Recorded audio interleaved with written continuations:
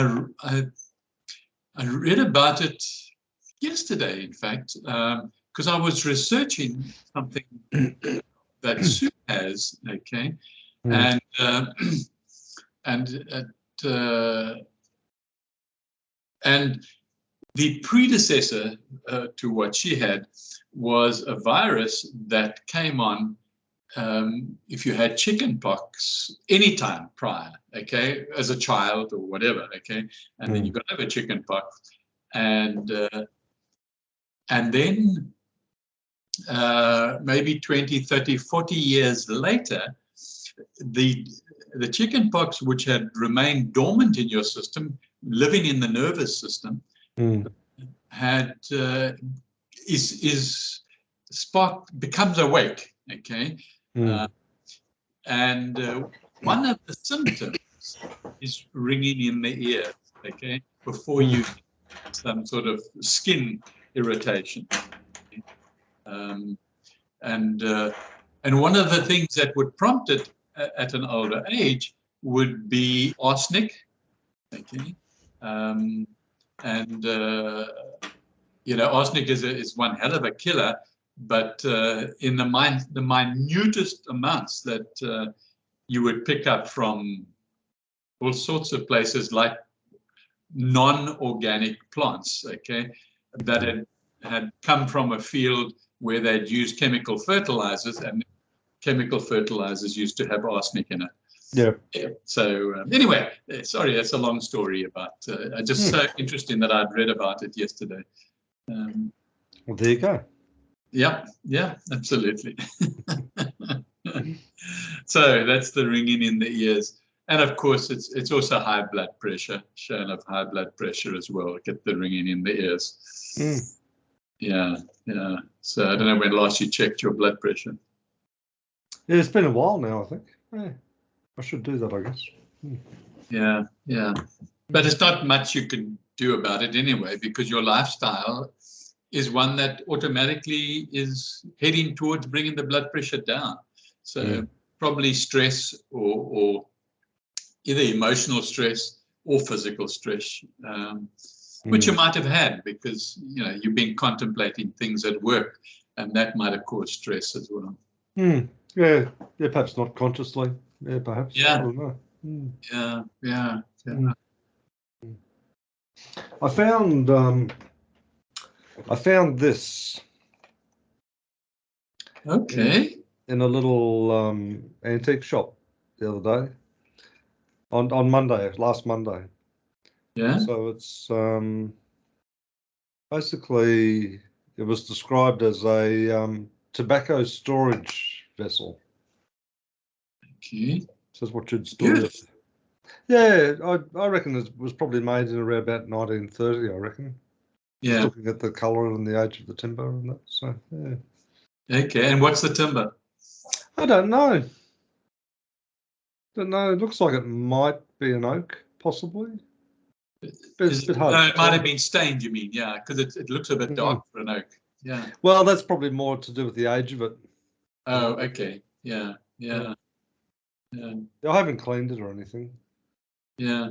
But yeah, so it's a lovely little thing. $20, so I couldn't go past it. Oh my goodness. Yeah, absolutely. And any sort of markings on it other than the design that?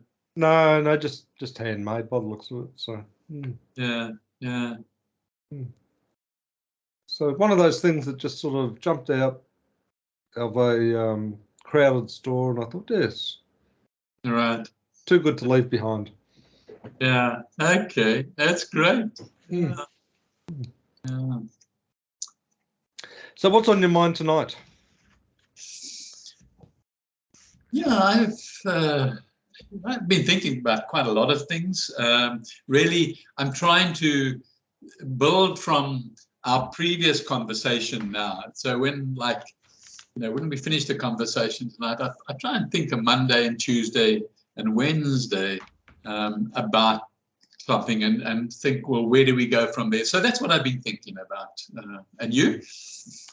Yeah, I mean, there's a question that came to mind. And I'm happy to ask it of you, if you like. Yeah, yeah. So what are your thoughts about aging, about getting old? Okay.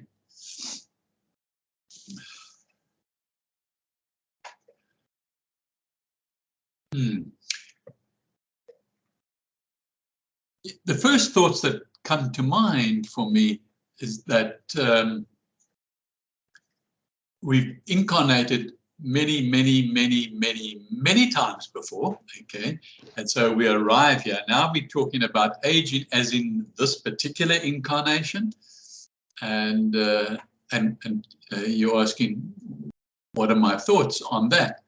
And it's part of a process that I think we've shortened it too much because of the society and the way we live our lives, okay?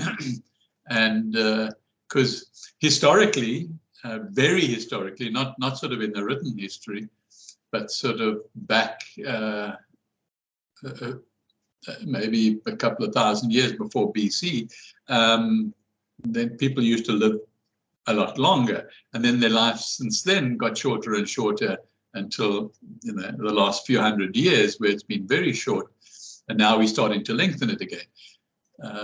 So it's interesting that everything in your body ages, and except and not necessarily your brain. Okay, so your brain can be the only organ that you can grow it and keep it at sort of a midlife age through using it.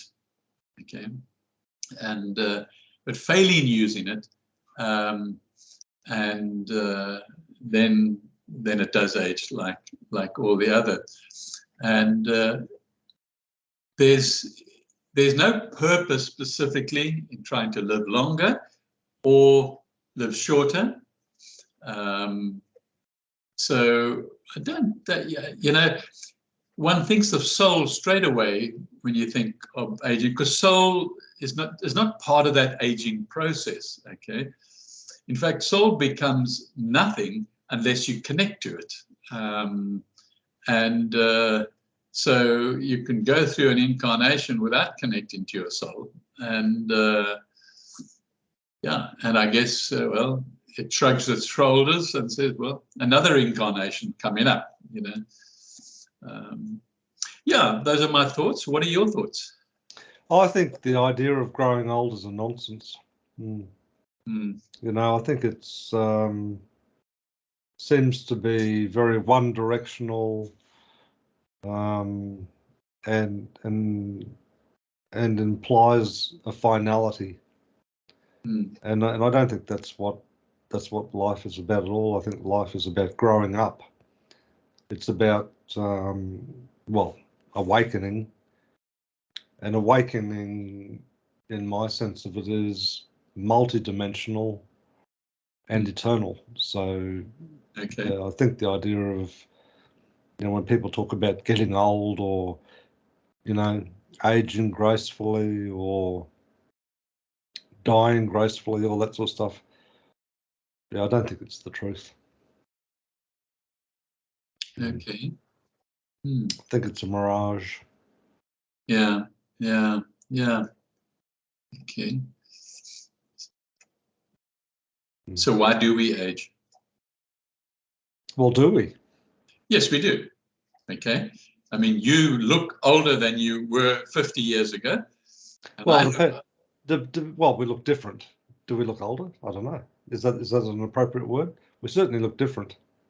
You look different, and your organs don't behave as much as they should. Your skin changes to become a little bit less tight. So yes. Well, maybe that's the objective. So maybe it's just realizing its purpose. Yeah. Okay. But I mean, age we do. I mean, there's physically age we do. Okay. And we don't know spiritually. You know, I don't think there's such a thing with spiritual aging. Well, if time has no Relevance. place, then it's because that's what age implies. It's just counting the years, doesn't it? Yeah, but it's something that's relevant in the three-dimensional world. Okay, we do have time.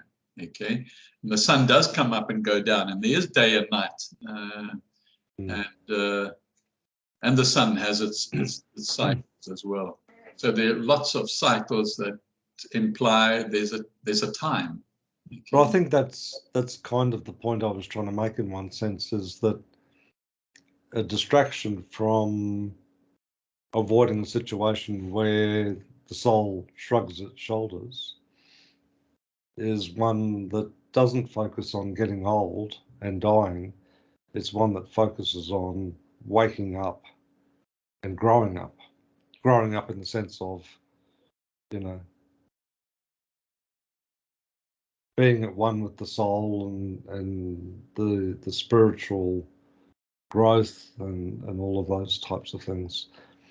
So in many respects, the idea of growing old and the finality associated with that assumption could well be just a master deception. Well, I'm certain it is. It's a master deception trying to distract people from what is the truth. Because everything that I read and I listen to people talking, people who relate stories of their own, of an awakening, there seems to be this constant theme through it where part of the awakening is that they say, this is not real. It's a hologram. It's not what it's all about. Mm-hmm. Which you and I agree. We've spoken about that historically. Yeah. We do. I mean, this third dimension is a holographic dimension. Okay. And recently, I've been listening to people, and one of the questions that they pose quite often is that now that I've achieved a level of awareness or awake, what now? Because you're still here. Yeah. And how do you judge your own level of awareness? Okay, I mean, you can't. Okay,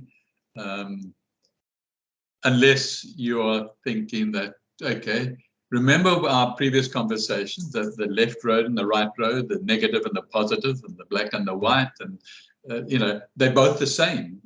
Okay, these two paths of magic, they're both the same. So you can't understand your level of consciousness because of that you've attracted something, or your life is of some sort of stature, or your life is, you're happy. Okay, no, you can't. Not in my way. So,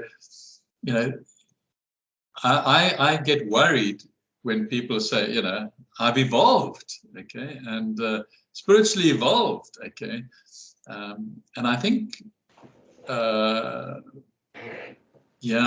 think a lot of people, particularly people who follow nowadays a religion, and they do a lot of meditating or praying and worshipping a deity.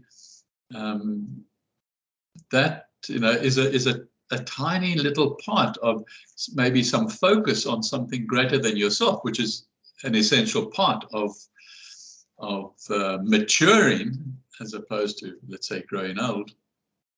But because I've been thinking about, what do we do on a day-to-day basis in our 70 to 100 years of living.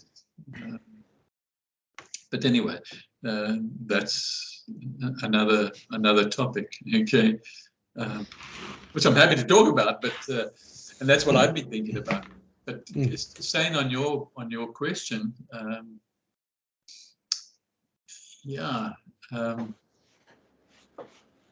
I think it's part of the holographic computerized program, and we see our parents looking old. We see our parents, every single one of them, dying. Whether they die at the oldest person alive today is 119 years old, and she looked like she's just got out of the grave. Okay, and you can see that she's certainly not 60 anymore. Okay, and so everything does slow down and move on. But it also brings the thought, Don, of do you age when you have passed out of this bubble and you're in the astral? And do you age there? Okay, and because you don't die again in the astral until you come back to reincarnate. Okay, so you might spend 1,000 years in the astral world.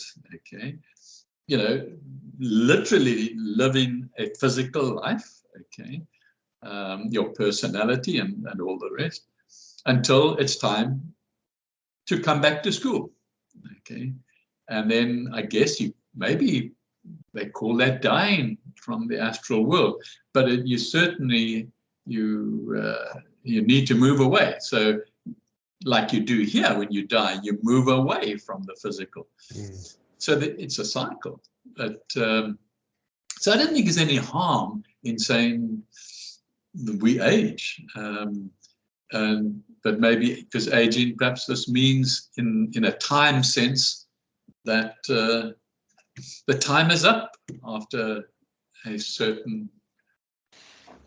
Maybe another way to consider it is that if you say that the physical presence is an energy presence, and over time, the energy frequency, weakens, perhaps. I don't know whether that's the right word, or I guess it's weakens, so that the intensity of that energy just wanes with time, and perhaps depending on how you live, what sort of food you consume and what sort of stress you encounter and what sort of disease you encounter and all of those sorts of things has an impact on, the vitality of that energy.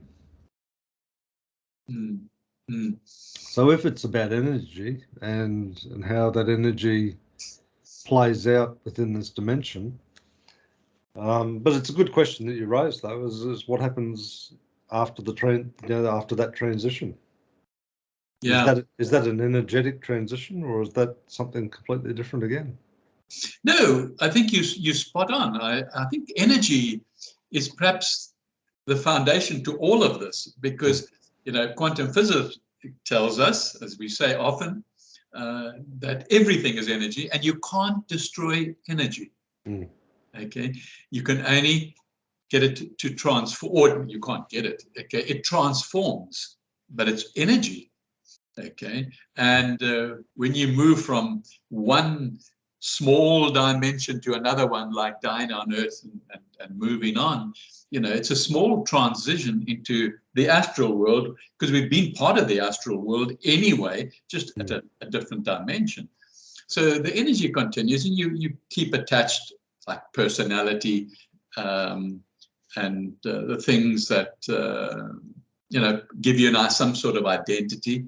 And so you continue that with the energy that happens. But when you come back, okay, and there are some exceptions, okay, but the memory of all that gets canned, okay. So you may be taking some memory forward from the Earth to the astral world, but when you turn it around and come back in 1,000 years' time, then there is no memory. Okay, so you start again, you start afresh. Okay, and strangely enough, you start as a little baby, and then you grow up, and your appearance changes, and you become a young child, and then a teenager, and then a young adult, and then an old adult. Okay, regardless of what you say, you change physically. I'm only pulling your leg, and yeah, I think that energy is the key. I think the energy, as you mentioned, is the foundation to this discussion. Okay, and that's got to do with. I don't think energy. I mean, our physical energy does decrease. Okay, and perhaps doesn't have to, but it, but the actual energy that doesn't. Okay, it's busy transforming over the years in the three-dimensional world. Okay. Well, I wonder with someone who takes, a spiritual practice on, whether that might actually enhance that energy. I don't know. I don't think so. Not in the bigger picture. Okay, it might from a physical day-to-day activities. Okay. Well, enhance may be the wrong word. What about change the frequency of? Yeah, it would. I'm pretty sure it would. But it would change the frequency then in the physical world of your physical body and the energies around you and so on. Okay, and I think your soul has a very high frequency energy that lies dormant, okay, within you, okay, because it comes from, the Spirit of God is part and parcel of your soul. So, but definitely there is a benefit to raising your physical energy levels. But because some life forms like trees, they can live, without interference, they can live for thousands and thousands of years. And their energy source is primarily the sun, isn't it? Yes, it is. Yeah, absolutely. It all, and they've all got soul in them. Okay, they all do. Okay, I mean, even a rock. Okay, which is perhaps the slowest and the lowest energy vibration is perhaps a rock. Okay, and so if you're a soul in a rock as part of your evolution, I think it's a bit tough, and I guess we all were there at some point or other. But you're quite right. I don't see there's any difference between the rock and the tree and the plants and the fauna and the flora and humans. Yeah. And one of the most unusual life forms is that of a fungus, isn't it? Because when you're talking about a rock, fungus has the ability to consume a rock, doesn't it? It can eat minerals and and perhaps doesn't need the same level of sunlight. Perhaps, I don't know. No, because you get it low down in the ocean. Sure. But I think sunlight is probably one of the key energy sources maintaining whatever we're talking about. Well, did this planet for sure. I mean, it's solar powered, that's for sure. Yeah. Because the Earth, as we've mentioned before, does have an energy, has a frequency. Okay. If I remember correctly, I think that frequency is 528. I think you're right, actually. Yeah. And so, I mean, today, for example, we had a beautiful, quiet, sunny day, not a cloud in the sky, and I went and sat sort of just after midday in the park, barefoot, okay, and shorts and a t-shirt, and got a lot of sun, but also the energy from the earth. Okay? And now, why do I do that? I guess because of a belief system, or knowledge, maybe knowledge that's turned into a belief system. I'm not sure why. But I inherently, because of the belief system, know that it's connecting me with the earth and all the plants and all the trees, okay, when I'm doing that, okay, and then it allows me a chance to just contemplate, because we spoke about that previously as well. Yeah, and that's a really important thing. Yeah, it's very important, and you know, if there is an increase in energy that is more heading towards God, or assuming that a higher level of energy is more spiritual or more heading towards God, then definitely, you know, the contemplation in an environment like that, and feeling the energy, and contemplating the energy in the plants and the trees. Okay. And I think that contemplation could also be characterized as a deep listening as well. Yes, yes, definitely as part of it, okay? Because to listen, you need to be aware, okay? You need to be listening, you need to be trying to listen, okay? So there's an action involved. It's not passive, okay? No. Yeah. No, passive, as you rightly pointed out previously, is actually quite a dangerous thing to do. Yeah, yeah, yeah. And we spoke about the reasons for that as well. Okay. Yeah. And I guess, you know, the more we do the things that, and that's, you know, largely what I've been thinking about since our last chat. You sort of lead straight into it. Okay, is because I was asking myself from our last chat, okay, without repeating our last chat, but basically, you know, our thoughts getting, you know, either positive or negative, and getting mixed up in the lower astral. Okay, you know, how do we avoid that? Okay, and I think what you've said is the start of that thought pattern, and that is the energy. Okay, and so we've now said also contemplation. Okay, but it's also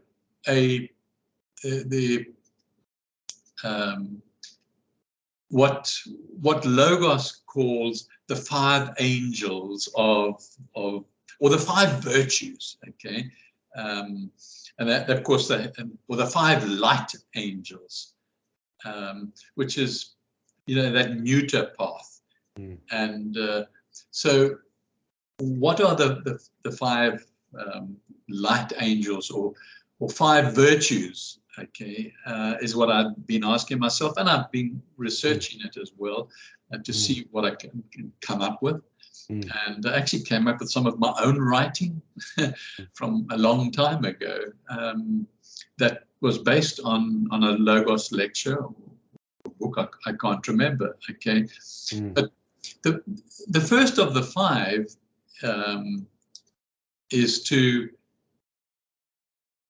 make yourself open to and aware of a source of information that is clearly in your mind, okay, a spiritual being or a spiritual book. I would imagine, and I don't want to make any presumptions, but like Sadhguru for you, okay, and certainly Moya for me, but Sadhguru as well, and there, that we need to get wisdom. We need to listen or read to these people, okay, that are here now, okay, and we are here now, okay, and that's not by coincidence, okay, it's by design, and so that we need to sort of on a regular basis, whatever that happens to mean, okay, you discipline yourself and you can make your own routines and so on, but on a regular basis, listen to the wisdom and then contemplate that wisdom and contemplate where that wisdom is coming from. Okay, that's the sort of one, the one aspect. The other is, and we've spoken about this in a different context, but the other virtue is patience. Okay, now we've got this positive and negative environment in this wheel that we're running around, caged in this holographic third dimension. And patience is something that we can consciously practice, okay, and be aware that we could step off into one direction, negative or positive, very easily when outside circumstances influence us, okay, or those thoughts that come from the lower astral really impregnate our physical being or our physical energy, and we get angry. Okay, I agree with you so 100% on that too, because one of the traps of some of these spiritual paths is that if I do this, this will happen, and that's not what it's about. No, it's not. Yeah, no, it's not. And that's the thing about the patience. Sitting there or living without expectation is critical, because otherwise it becomes a manipulation, you know. So yeah. Patience is like a peacefulness, okay? A stillness. Yeah, and so it becomes maybe as part of a practice for some people, but then it becomes inherent. It's just something that's part of you, okay? And you don't think about it anymore. You just are patient. It's almost like a component of devotion, isn't it? Yeah, I think, in fact, that's the third one. That's the third of the 5 virtues, is just that, okay? I call it piety, but what is piety? It's like a reverence towards something divine, okay? So to each of us it's different, but yes, I think that's important as part of the day-to-day moving forward and changing or moving that energy to a higher frequency, or to a different frequency. Maybe we say that is more godlike, or more. There needs to be a reverence. Piety is probably the best word, but reverence for everything, okay, but also for divinity, okay, and not denying divinity at all, because then of course you don't have that reverence, okay. And you and I sort of look at it, and we have, the same sort of we now have gone back to calling it God just quite recently, okay, and I'm more than often not, when I'm just talking to people, even in my classes, I call it the Spirit of God, okay. Then people who get upset when you talk about God, and they think about religions, and they think about Christ hanging on a cross and things like that. Whereas you talk about the Spirit of God, okay, then somehow it actually rings true for me as well. Okay? And so I look forward to being able to talk to people, and maybe a topic like the Spirit of, what is the Spirit of God, and one can talk about that and see, what is it composed of, how does it manifest in this, and how do we try and attach ourselves to it, okay? But certainly through the virtues that we're doing now, and this being the third one, is that devotion, okay, or reverence. That was the better word, reverence to divinity, okay. however you perceive it. Okay. But it is a divinity, and I don't think one should try and replace anything that is divine with something like the universe or something like that. Yeah, that really doesn't. Yeah. So yeah, the fourth virtue is contentment. Okay, to accept what you've got, accept your deal. Okay, accept your deal. Okay, be content with it. Look around and be grateful for what you've got around you. What you're sitting at. It's really contentment is a virtue. It really is, because we've grown up trying to attract things and struggle with careers to get more, and yet it's a divine virtue, contentment.